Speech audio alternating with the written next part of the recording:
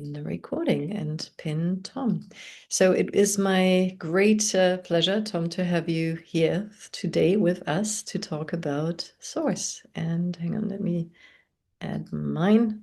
Great. So now we've got the two of us. So those of you who don't know who Tom is, I assume most of you actually do, but let me do a quick introduction. So Tom, you're the founder of one of Europe's first dedicated social business consultancies, where you also launched the Meaning Conference for Better 21st Businesses in 20th Century Businesses in Brighton. I attended one of those. They're fantastic. And today you're an advisor to pioneering leaders. You're, of course, the author of Work with Source, as I think everybody here is likely aware of. You're also my co-author for the CEO Source program. Oh, hang on. And sorry, I'm trying to juggle all the different people who are still joining. Yeah. So a bunch of wonderful people who are joining us now.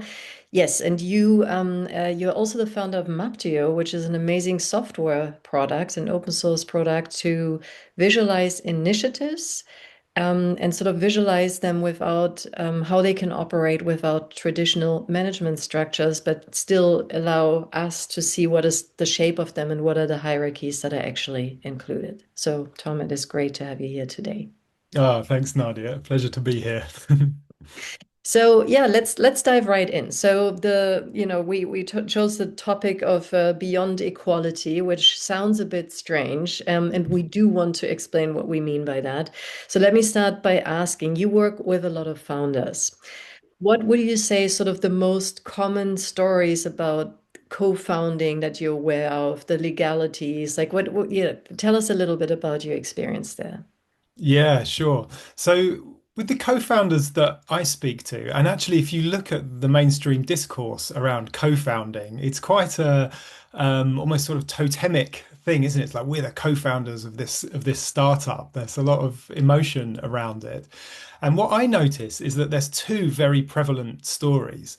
So one of the stories about co-founders is all about the formal artifacts of some kind of organization. So they'll say, we're co-founders, but it's important to recognize who is the CEO, and it's about who is holding which shares and directorships and all of the formal responsibilities that go along with leading an organization. The second story that you hear is much more about the relationship. So it's much more at an emotional and relational level. It's like, we're sisters or brothers or partners in this endeavor together, and it's really about the connection that they have with each other and the initiative that they're trying to bring to life. But what I want to focus on is actually there's a third and more fundamental story about co-founding. So the other two certainly have their place. So it's not that they're wrong. It's just if that's all you've got, if you've got one or the other, or only those two, then it's really incomplete. And the third story, from the source perspective, from our dear friend Peter Koenig, and as explains in my book as well, is that underneath all of that formal governance stuff, like who's the CEO of this thing, and the fact that there's a relationship between two people who are trying to do something meaningful together, underneath all of that stuff, there's some kind of creative process. So that's the thing that underpins all of it, is there's an idea that's trying to come into the world. So co-founding fundamentally is a creative endeavor. It's about taking steps to bring something into the world that doesn't exist yet, or making a change in the world.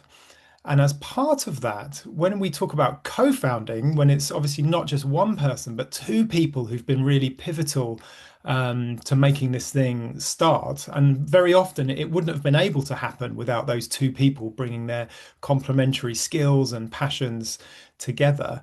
Co-founding is also an invitation. So when somebody becomes a co-founder to somebody else, there's an invitation to say, come and play with me or come and create with me and let's make something happen.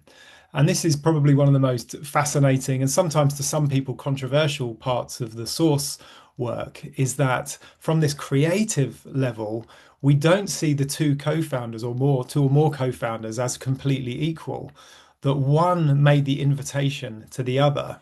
and the other said yes, one way or another.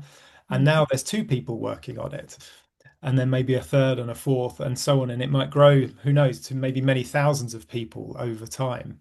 But this focus on the creative process and the invitation into it is sort of the missing ingredient in understanding what co-founding really is and why it works beautifully sometimes, and sometimes where things get really stuck and come off the rails. When you start to look at it through this third perspective, it starts to become much clearer about what's going on, for better or for worse. Mhm. And when you look through this third perspective lens, can you tell us a little bit more about what other roles are part of this different story then? Because we have the founder who is the source, and I'd love Mm. to hear a bit more about, yeah. Yeah. So in the source work, we recognize that the first person to invest themselves in in realizing the idea, to take some sort of vulnerable step or risk, so that it's not just an idea that we might possibly do, but now we're actually doing it. So there has to be some risk or vulnerability to cross that threshold. The individual who does that, we call the global source. And that person will have a different relationship to that creative process than anybody else who joins it. Even if that first step they took was to say to their co-founder to be, hey, let's actually do this thing. We've been talking about it long enough. Let's do it. Are you in? And the other one says yes. And then the process moves forward together.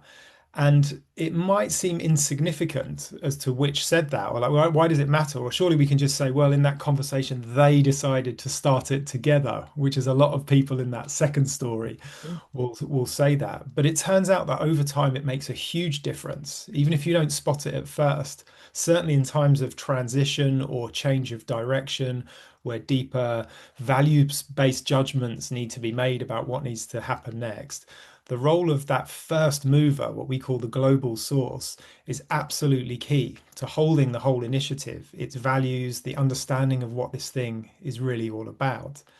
But that makes it sound like it's all about that person, Mhm. right? And that's the case from one perspective, because without them initiating it and them holding the whole thing wouldn't exist and it wouldn't happen. But from another perspective, it really cannot be and is totally not only about them. And very often, what happens with these other co-founders is as they say yes to the invitation and they step into this creative space or creative field, we call it sometimes, that was opened up by the global Mm. source, is they take responsibility for part of the whole, and maybe a really significant part, which could be actually building the thing that you're going to create, or taking a big responsibility for leadership within that field. And so it's incredibly important to acknowledge all of the sources, whether that's the global source or the source of something more specific yet vital in the whole endeavor.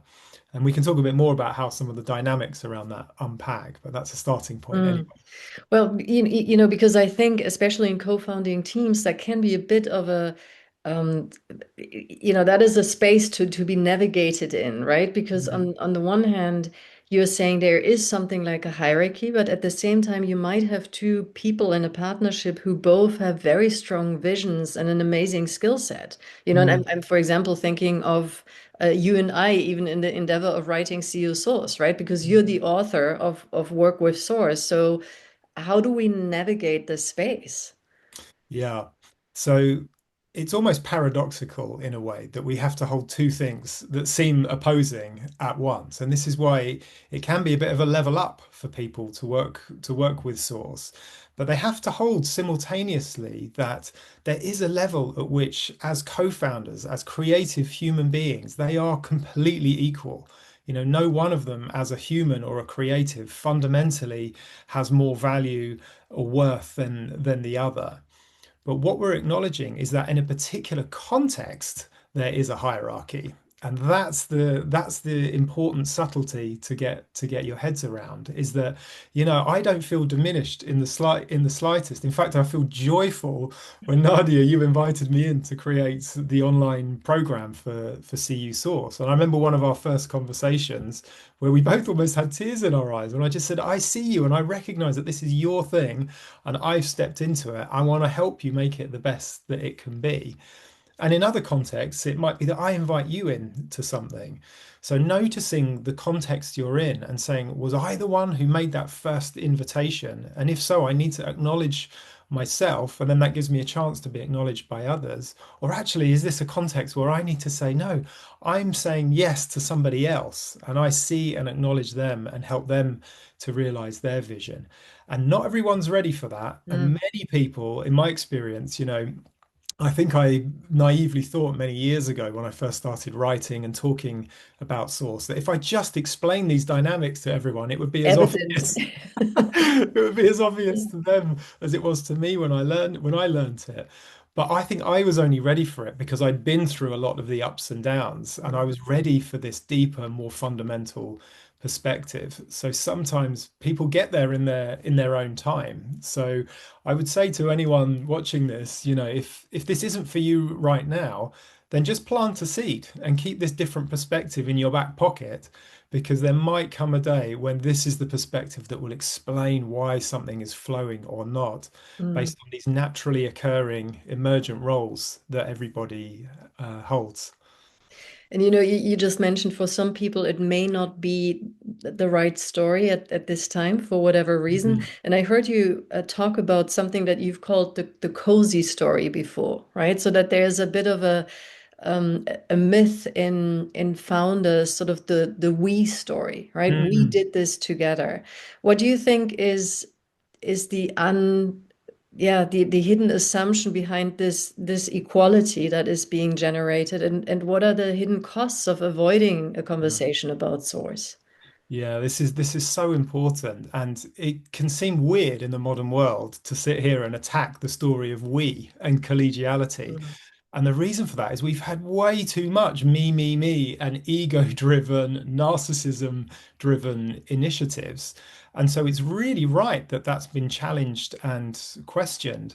But what's often happening is such a strong reaction against anything that sounds individual that the bias flips to the opposite extreme, and that it has to be all about we and only collective.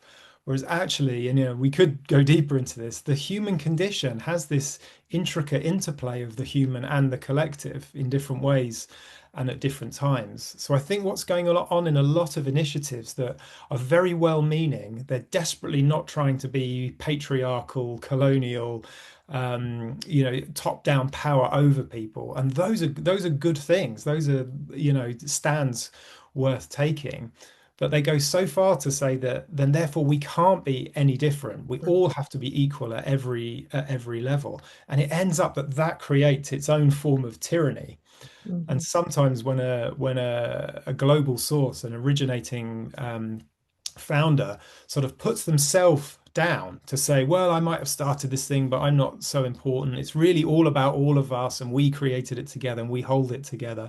It creates this quite nice, warm, fuzzy feeling, Mm. but then actually the energy slowly drains out of the thing, because things fall between the cracks. The vision gets diluted to the lowest common denominator to please everybody, and that doesn't work either. And sometimes those initiatives end up flip-flopping back to the extreme. When the founder tears their hair out to say this thing is not working, then they become this authoritarian tyrant trying to get it back in shape. So often it's this reaction against patriarchy, against colonialism, that's been taken to too much of an extreme. And actually, what we want to do is move past that to say we don't want power over people, we want power with. But that doesn't mean that it's just shared power. It's seeing the power that all of us have in our different contexts about who we've invited in or whose invitation we've accepted. And then we can move to something a bit higher. And I think there's also an incredible effect this has on something that a lot of organizations we have worked with really value around efficiency, right? Because Mm. sometimes I feel to have this degree of clarity creates a different ease in, what is commonly called self-organization. Can you talk a Mm. little bit about that and how that affects the flow of work in a system when this is acknowledged? Yeah, so I'm a big fan of more decentralized ways of working. So not based on the traditional power over org chart with, layers of directors and managers, with instructions being passed down the ranks. And actually, we need much more self-organized, self-managing ways of working.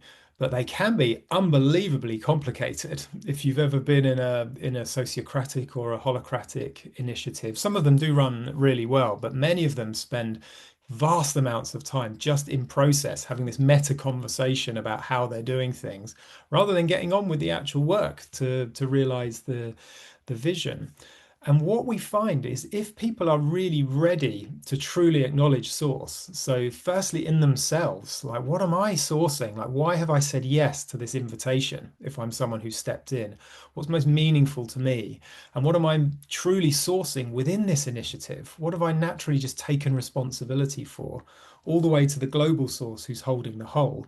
When people are willing to make that acknowledgement and work from that place, what we find is that the need for sort of formal organization, so structures and processes and policies and all of that stuff can be reduced by a dramatic margin. So in the same way, in a really simple example, Nadia and I, we didn't need like a big, thick document. In fact, we didn't really have anything, No, we did we, don't. to sort of govern how we were working together because the natural acknowledgement of source was plenty to go on. And there was the odd moment where I sort of said to you, I have a sense that it should go this way. And you said, no, actually, it should go that way. You heard me. And I was more than happy to let it go because actually I recognized that you were the overall author of that thing. And Mm, it's for some people they'd feel like I'd been disempowered by that. And I can honestly tell you I was not disempowered in mm, the slightest. In fact, it was joyful to work in that way. There was an ease in being able to let go and a joy in being able to honor you. Um, and so it means, yeah, you can just cut down on all of this, on a huge amount of bureaucracy, even if it's self-management bureaucracy that gets in the way of the actual work, if people are ready to do it. And yeah, it's a challenge that not everyone is, because this can be a level up for many yeah. people. Yeah. So, given what you shared with us already about your own experience of being a specific source in some instances, I mean, obviously not just with me and being a source in other instances, what would you recommend to a specific source in terms of how do you thrive without feeling diminished or Mm. sidelined? Especially if you're sort of on equal footing, right? Or Mm. if you might even be the older person in the team or the more experienced person in the team. Yeah, yeah, absolutely. And so the first thing to do is to really get as clear as you can on what matters most in terms of what you're sourcing in the world, with or without your co-founder. And so that's something that's always available to you to say, like, yeah, what is the world asking for from me? And that provides you with a really personal North Star and a different framing for the co-founder relationship, because you can say, I know what I'm sourcing and I don't feel diminished, because I always have the opportunity to take the best next steps for me to realize my personal vision or sense of calling, whatever you want to call it. But then to say, well, I acknowledge that I've decided that the best place for me to realize that vision is saying yes to this invitation from my co-founder. But that doesn't mean you leave your vision behind. You find a way, you find the best way to work on your vision as a part of realizing the vision for the whole that your co-founder is holding. But it sometimes also often leads to interesting opportunities for side projects. And so we don't have to put 100% of our energy into any one initiative. And if you think about it, barely anyone does that anyway. We have hobbies and interests and social clubs and all sorts of things that we do outside of what we might call work. But sometimes if a co-founder has just a little bit of creativity or a bit of a need that they have, a creative need that can't be fulfilled within their co-founder's field, rather than trying to force it in and say, well, I have to have an equal say here, so it has to incorporate this, or just letting that little bit of themselves feel completely neglected. Neither of those two are great options. They might just say, well, what is that creative need that's not being fulfilled here? And is there a way for me to do that outside the field? And I've seen that happen really joyfully, that someone will say, well, I can't do everything in this company that I've joined, but actually there's this non-profit over here and I'll become a non-executive director of that. And then I can do this whole charitable thing that's really meaningful to me over here. And then I don't have to try and bring everything into this collective endeavor. Mm. So there's a real balance to be struck, and this is part of the art of working with this really well, to stay really true to yourself, to not let yourself feel diminished, but at the same time, to not pull the collective initiative that you're a part of out of shape, because that will just cause unnecessary conflict or dilution of the vision. So there's this constant adjusting, almost like a dance that goes on while you're keeping on following your own thing, whilst also honoring the place that you've stepped into. And if you happen to be the person in the global source role, one of the best things you can do is, as well as acknowledging yourself and listening really carefully to the collective intelligence of the group to help guide the next steps that you're sensing, is you can encourage other people to be good sources. For the ones who are ready and want to do it, to really encourage them to say, well, never mind, the vision for this company or nonprofit, but what is most meaningful to you? What do you really want to do, and help them to be clear on that, and then you can find the best alignment for them to do as much of that as is appropriate.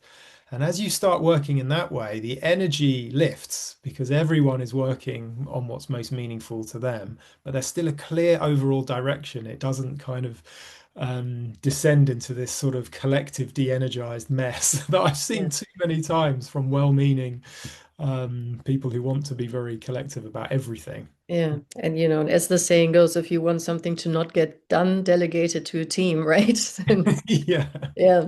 So Tom, I'm wondering, and we're getting close to where I would love to hand it over to the group as well, but Mm. what's your vision for this in terms of evolution over time? Like, where might we be heading as organizations, companies, society, if Mm. we were to integrate more of this working with source in the future, in our future endeavors? Mm.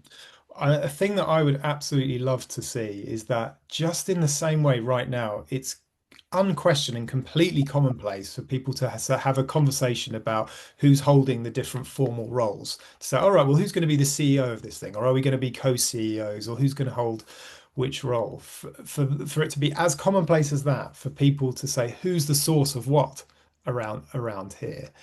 And if people are doing that, then they're not just focusing on, oh, how do we lead or run an organization, but they're tapping into what's meaningful to them.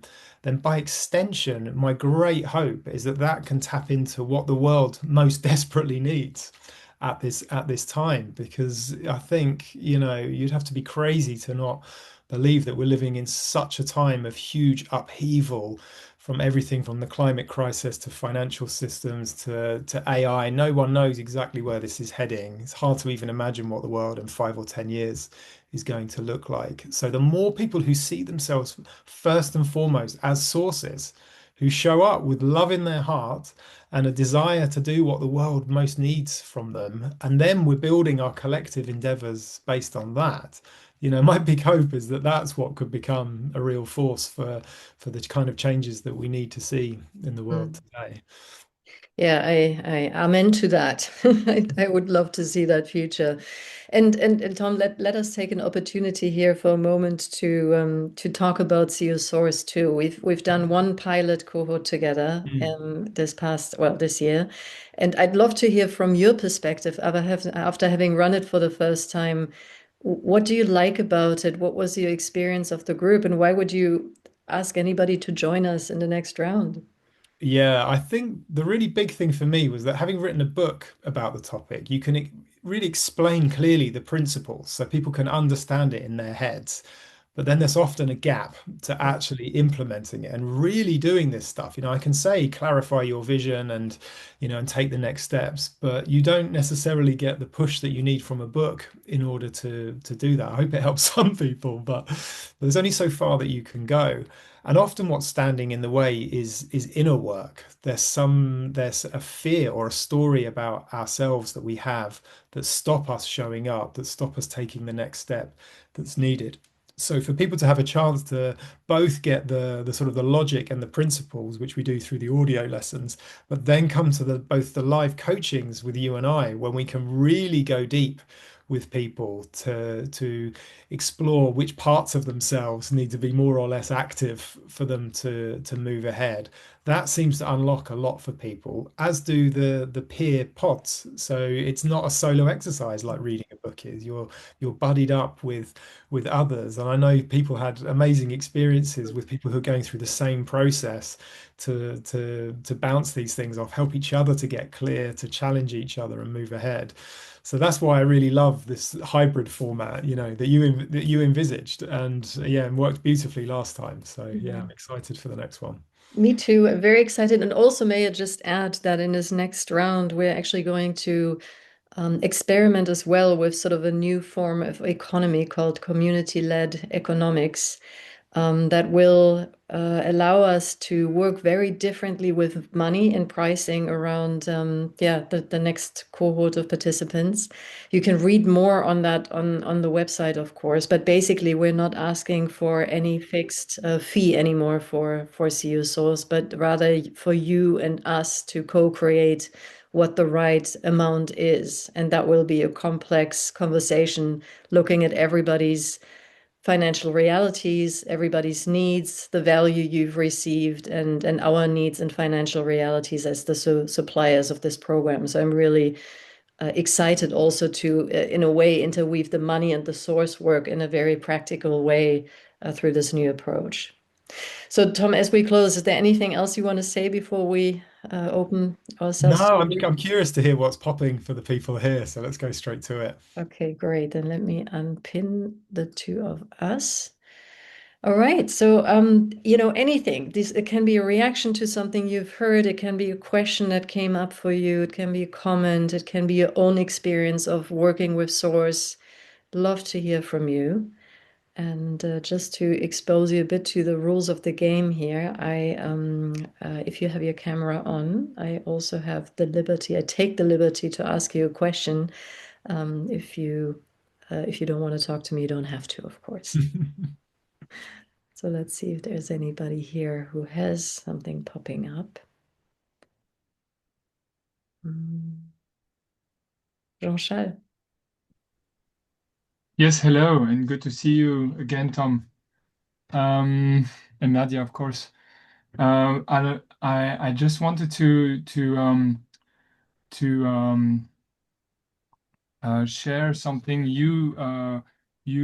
One of the message you shared today, and that Peter emphasizes a lot for the moment on the role of a global source, not the role, not the formal role, but the spiritual role, or the attention of the global source, which is, after having empowered himself or herself, um, to him, it's really, how can I empower the others within Mm, my field? And I really like that, the way he puts it, as, to him, really, the most important role of the global source, after empowering his role, her role, vision. Um, yes, so just wanted to share that. mm. Yeah, I love that point because to realize anything but the simplest of initiatives it's not going to be a one person show. And it's not even just going to be a team effort, but you need people with the same amount of energy as a true co-founder. And that can only happen if those people are truly working on what they absolutely love to do, their passion, their sense of what's meaningful to them. So yeah, and it's an odd position to find yourself in because a founder might not feel like they want to be anybody's spiritual leader. And I don't think they actually have to do that. They don't have to be anyone's guru. I think it's not everyone's archetype, and it could be quite awkward if a lot of founders attempted to do that. But I think more than anything, it's about just fully seeing people, even giving people the chance to say, this is what I love to do. This is what I'm most passionate about. This is what matters to me. Even just hearing them in that takes you a long way because then you can help them to find their best way to contribute in the initiative. Yeah. And it's fractal, so it's every source within the field. can do the same within his or her field. So it's really a fractal posture. Yeah, it is. It is absolutely. Yeah. Mhm. And I'm wondering, something just came up for me around the roles, because the one role we haven't really touched upon in this conversation is the third role in such a field, which is the role of a helper.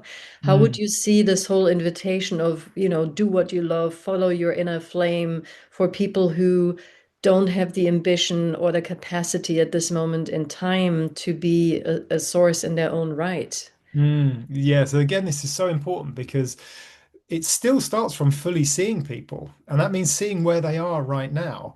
And a mistake that gets made is particularly in a lot of very progressive, very creative endeavors, there's almost like this demand that everyone must have a purpose. You must have your own personal purpose that you bring to work. And of course, that is amazing for the people who really feel that and who you have a great conversation with when you ask them these kinds of questions about what they're most passionate about, what's most meaningful to them. But not everybody is there right now. Every human has the potential for that, but not everyone is actively living that. Or they might not be living it in that particular initiative because they might have a lot of energy being taken up by home life or some other project. And so not forcing everyone to be, to have this big personal sense of purpose is really important, but let the ones who are really express it. And the ones who aren't, who show up to work for, more everyday reasons, like they want to get paid a fair salary, they want to do work they enjoy, they want to enjoy the culture and the people that they work with. And that in itself is more than enough for them. Like, leave them be.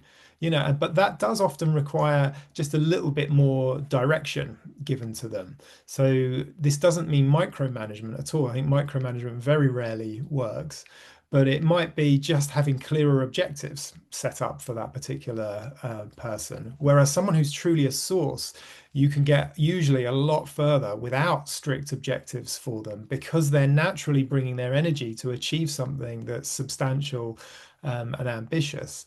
But then you don't want to go the opposite extreme either, which is more the sort of the corporate environment, which assumes nobody is purposeful. Everyone's just showing up there for the salary and the chances of a formal promotion up the hierarchy. And it doesn't allow people who really want to truly bring their passions to work.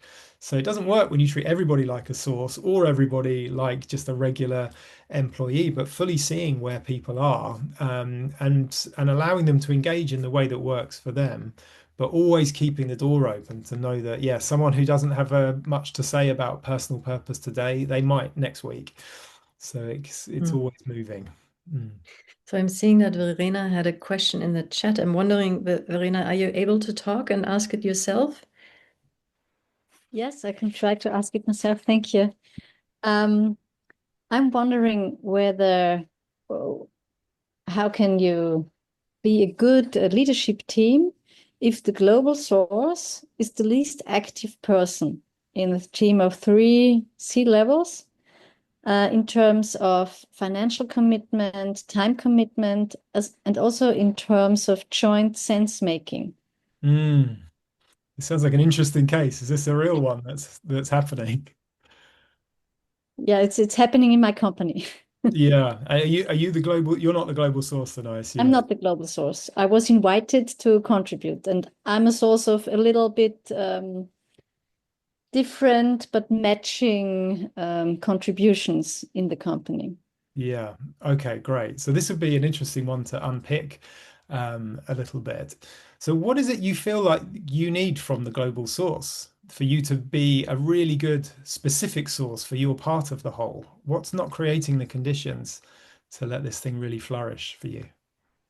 I think in a way, I would like to get permission to pivot the company to do different things and not only do things differently. Oh, wow. Really move away from the core business that Yeah. he has built up for 10 years. So Okay. I think it's a really huge step to Yeah. ask somebody. Yeah. And have you tried asking?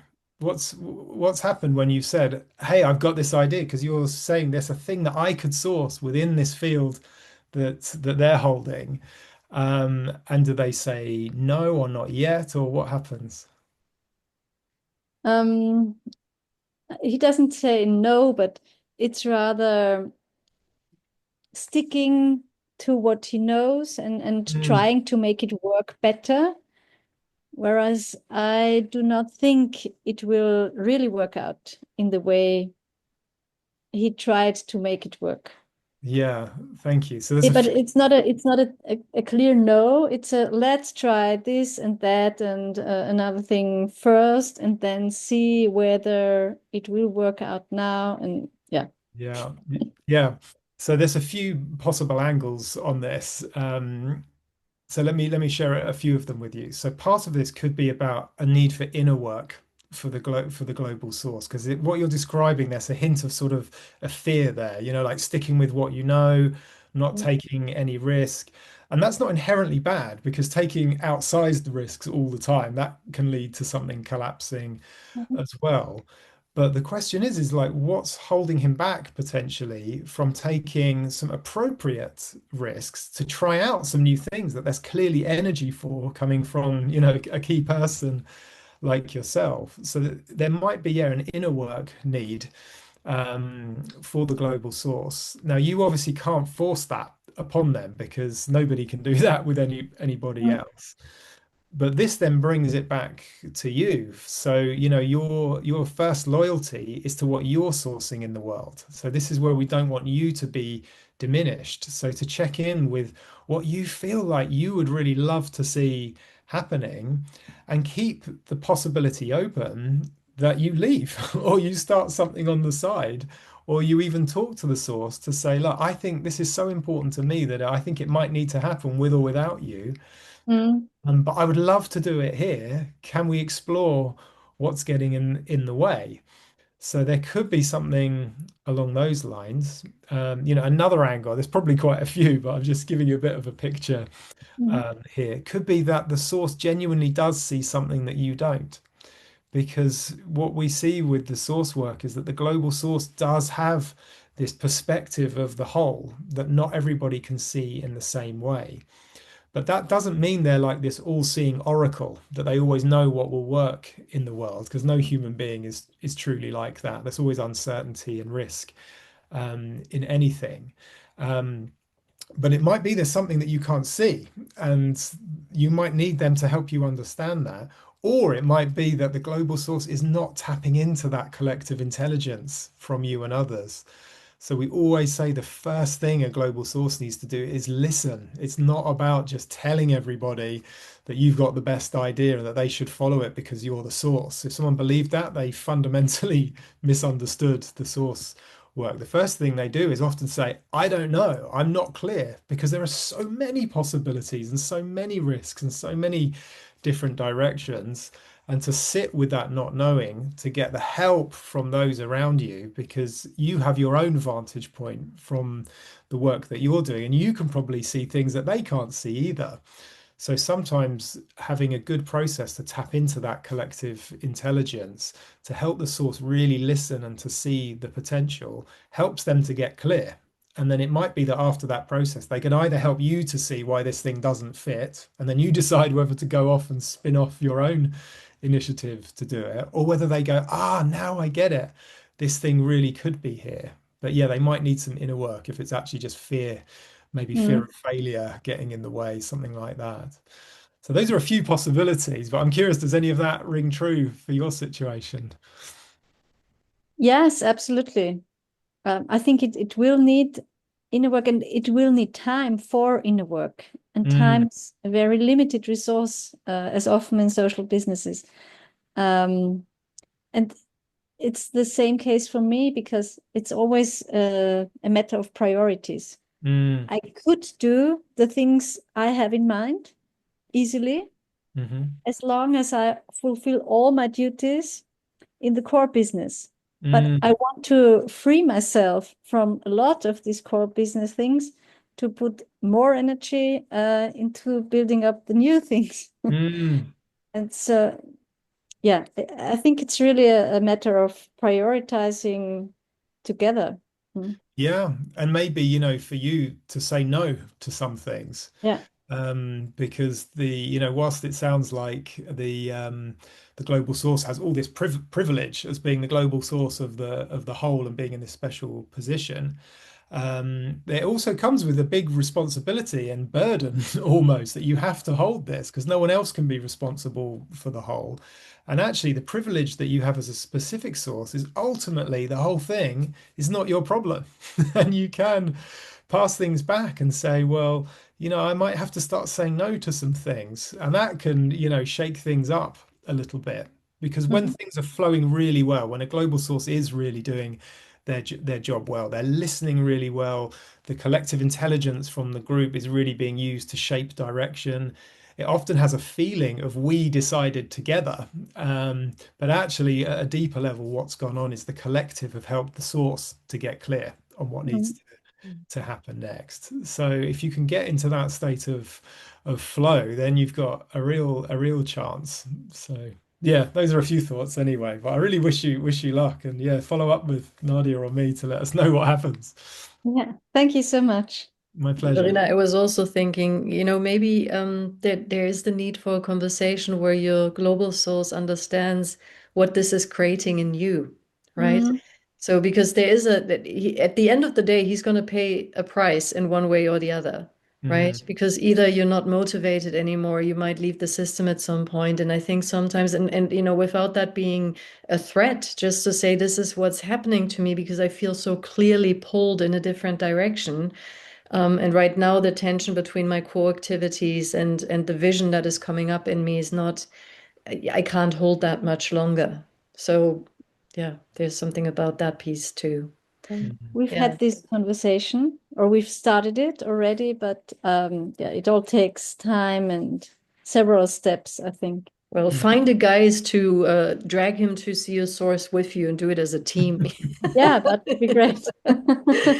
Okay, thank you so much for the question, Verena. Thank you. Jonas, you have your hand up. Yes, thank you. My question is there a is there and what is the difference between a global source and final decision-making authority? Mm. There any distinction there, and if so, what is it? No, there isn't a distinction. So the global source is the final decision maker, but Mhm. often when we think about decisions, we're still in that more sort of formal governance kind of a context. So we're thinking about who has the final sort of power to sign, to sign things off, which is literally Mhm. about signatures and legal agreements. But from a source perspective, going all the way back to what I said at the start, is it's fundamentally a creative role. So even if the source happens to also be the CEO, which is not always the case and doesn't have to be, they're still the artist, if you like, underneath the initiative. And so an artist, even if they invite others in, always has the final decision about what this bit of art is and what it is not, and what the Mhm. next step is to produce that piece of art. So they are the final decision maker, and they disempower themselves and actually end up not doing they end up doing a disservice to people in their field if they don't take the final decision, because there are then unintended consequences that the thing starts to lose coherence, or the global source's energy for the whole thing starts to drop, and then everyone else gets fed up with it as well.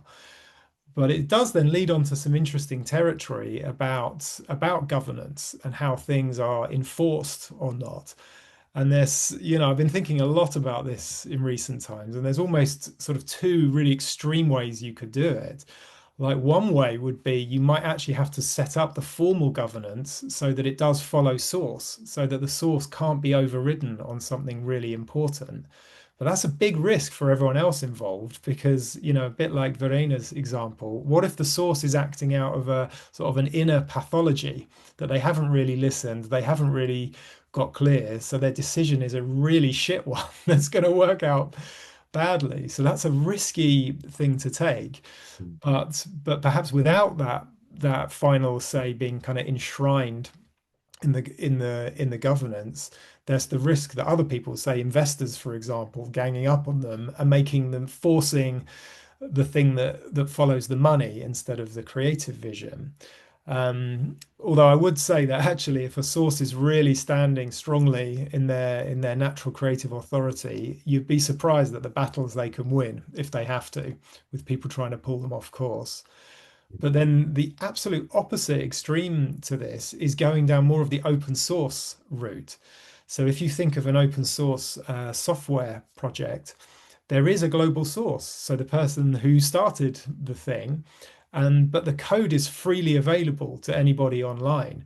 So whilst nobody can remove the global source from that position, and nobody is forced to follow their decisions, because anybody at any point can fork the code. They can effectively make a copy from wherever they got to and then take it in a different direction. And depending how everybody feels about that, maybe people follow the new direction and a new source, or maybe they say, actually, there's just one rogue person who doesn't get it. And I'm actually, as you can probably guess, more interested in this second route about how actually, in a way, the source puts themselves in a very vulnerable position where nobody can force them out because it's open source and they can use it in whichever way they like. But it doesn't trap anybody else in as well.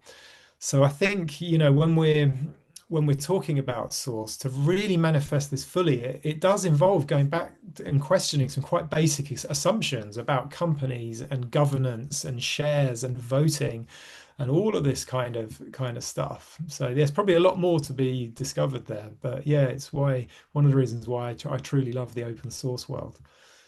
Thanks. Thank you. Johannes. Hey, I just I'm just sitting with open source. It's just then a fun term in itself, if you think about it that way. Yeah, exactly.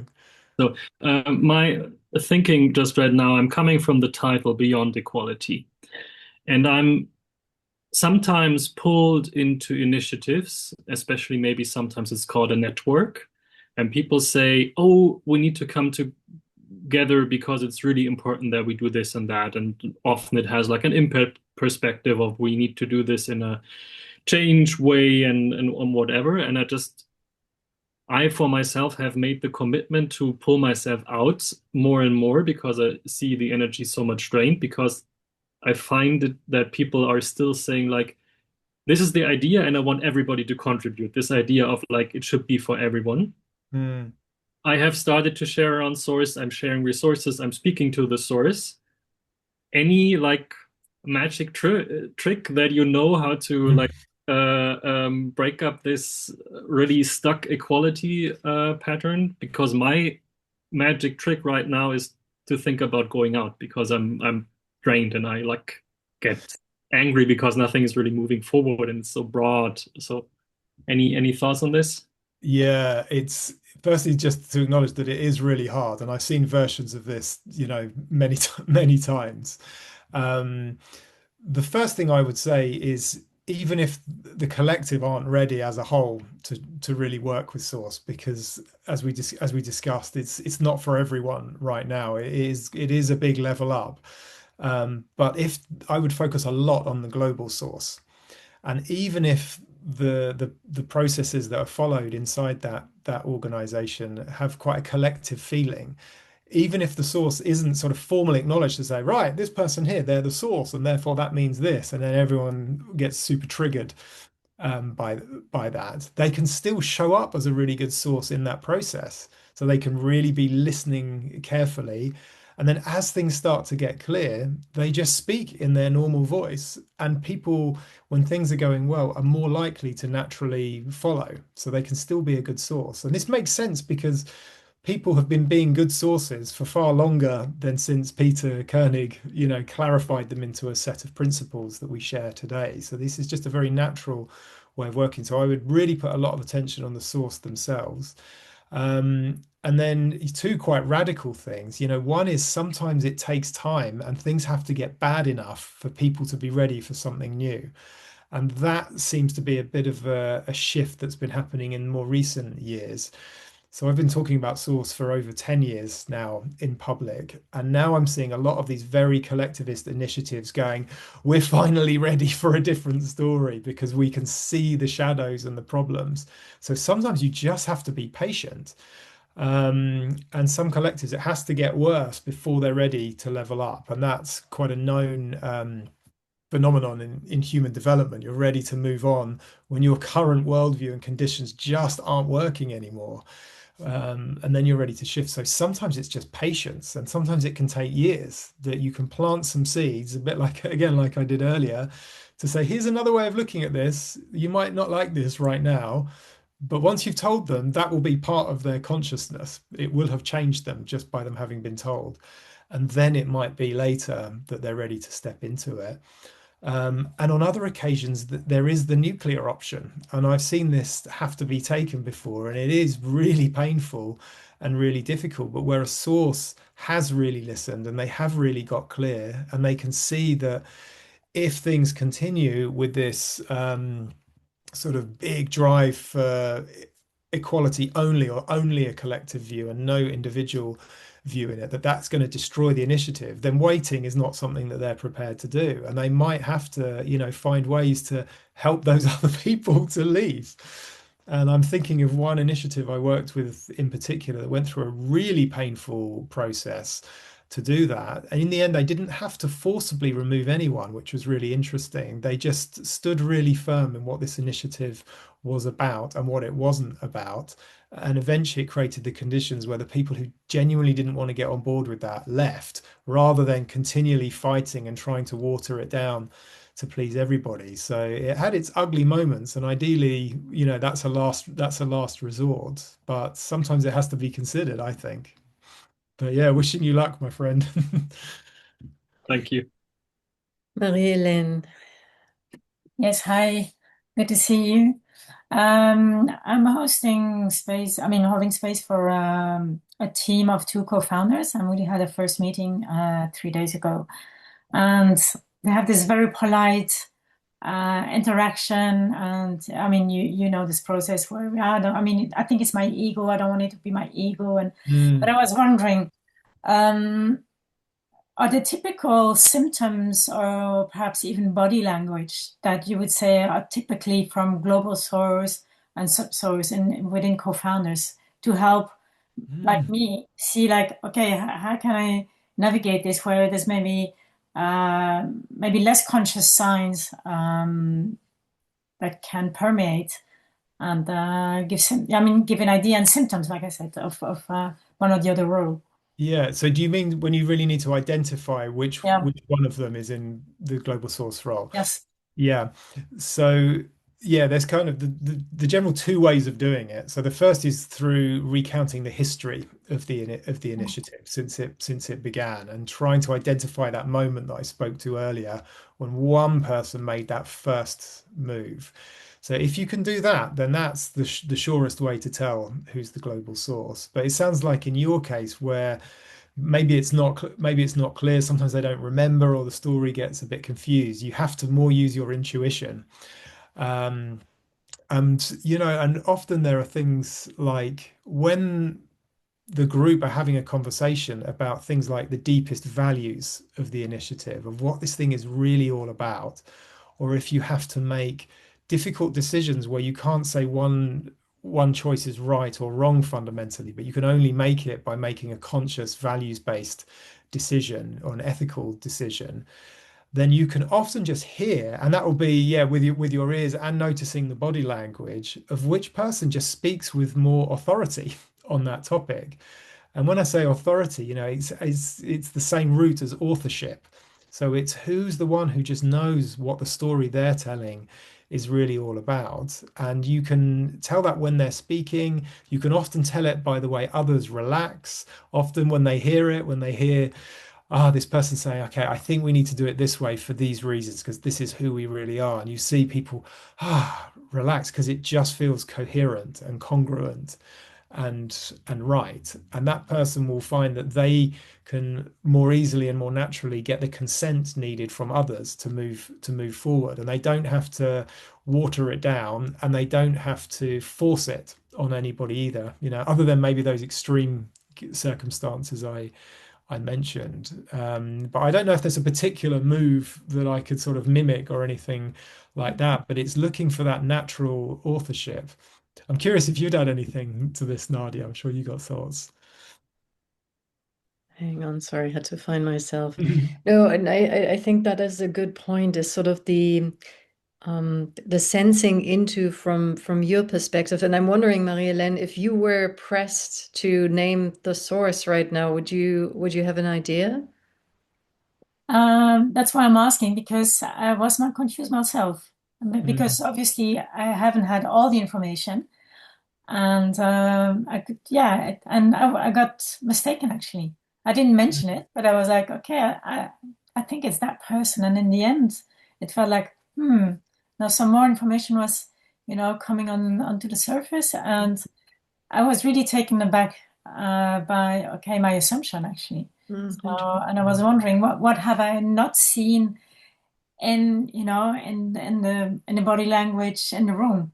So that Well, I was, think some sources, are very good at hiding their own sourceship, Yeah. even from themselves, out of this whole narrative of I don't want to be an egomaniac, and it's all about the we, and so it can be particularly difficult, I find, with those characters to actually spot them because of all their evasive maneuvers. So, don't blame yourself. And you got there in the end, it sounds like it. So yeah, and that person who is eventually seems to be the source was in a very vulnerable place. And it was really very touching to see.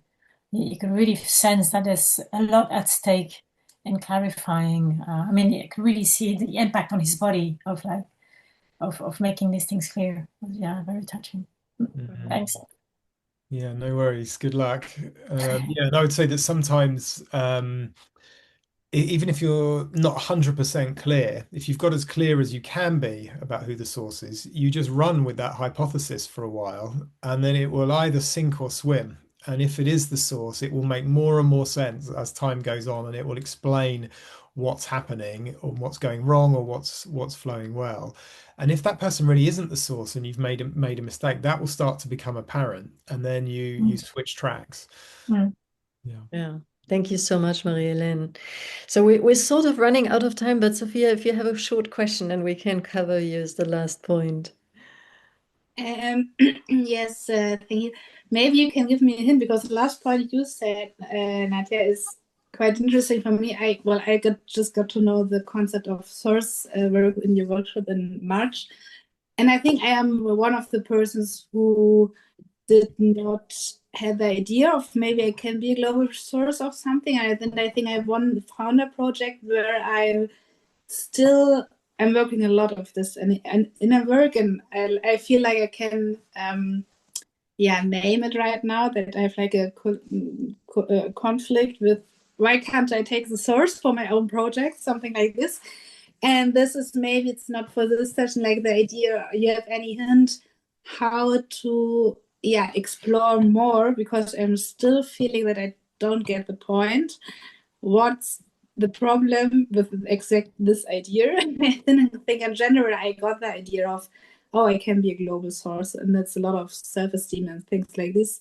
But so I have to valorize if this idea, what the conflict in this certain context I created myself, but I'm Sophia, I'm getting confused here. So what is your concrete question? How can I explore this?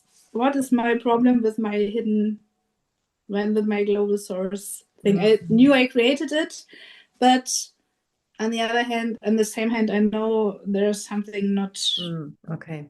good. So my quick, since we've known each other a little bit, right? I would just say my very quick intuition would be for you to explore your relationship to power and authority.